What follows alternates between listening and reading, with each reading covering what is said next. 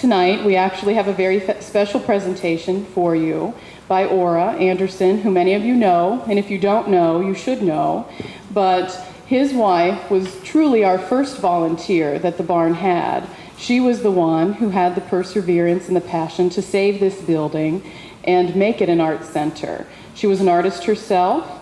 She was a self-promoter, I hear, and quite a wonderful woman. And he's going to tell us a little bit about her tonight. So.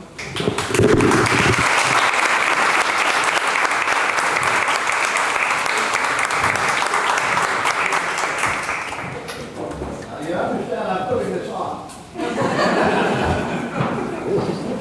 My name is Ora Anderson, and as I look around at this crowd, I can recognize quite a number of beautiful women. Now the old men, I don't know who they are.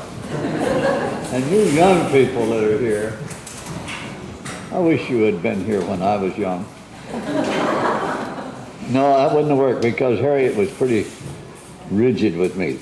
Let me get into the story, however, of my relation to the dairy barn and my memories that go back to even before the beginning of, even thinking about the club, the organization that we have enjoying it now. I married a gal from Athens, from a farm here, Harriet Jacoby. And by the way, she had majored in art here at Ohio University and was teaching art in public schools all over the county. When I met her, she came down to Jackson to work for the summer down there on some kind of an art program for the 4-H clubs. And I went to interview her because I was editor of a little paper down there called the Jackson Herald. Twice a week, I produced this marvelous newspaper. Went up to interview her, and when I finished the interview, I then said, well, I've got one more duty, and I made out an application for a date. Handed it over to her, and strangely enough, she accepted it. Of course, I was a little younger then, had a little more hair. In fact, it came down in a kind of a peninsula here, down to about this spot, and then there was a bald spot that went back this way. I thought it looked wonderful. She tolerated it. Anyway, that was the beginning of a romance that ended up with experiences like this building provided us for many, many, many, many years. When we moved down here, as I said, Harriet was a professional artist and pretty successful. She sold about 300 big paintings like these during her lifetime. And I'm quite proud of her. In fact, she made me proud of everything she did. But when we got down here, one weekday, it had to be a weekday, we were sitting out on the deck of our home, which is just directly north of here, on a farm, and we were sitting there with 5 of our friends in this town. I think a couple of you are probably here in this room right now. And we were just having a good cocktail party and eating some good fish that I'd caught out of the pond that day. And we were sitting there comfortably having a good time, and we got to talking about art. And we talked about the fact that there was no public place to display art, to have art shows in the Athens area back in those days. And Harriet said, hey, I know a place that we just might get. She said there's an old dairy barn out on the Mental Health Center grounds that has been abandoned for at least 10 years.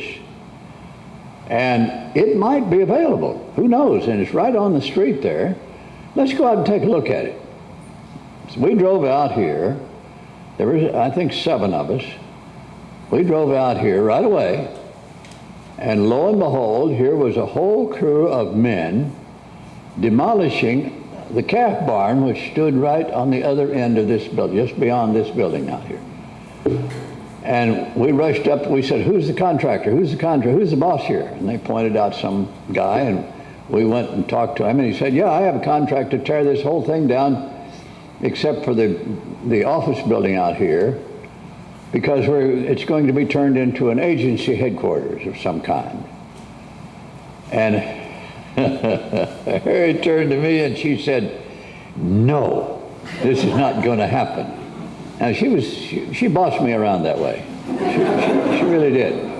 Well, I had been a lobbyist around Columbus for years and years and years, representing first the dairy industry and later the Bankers Association.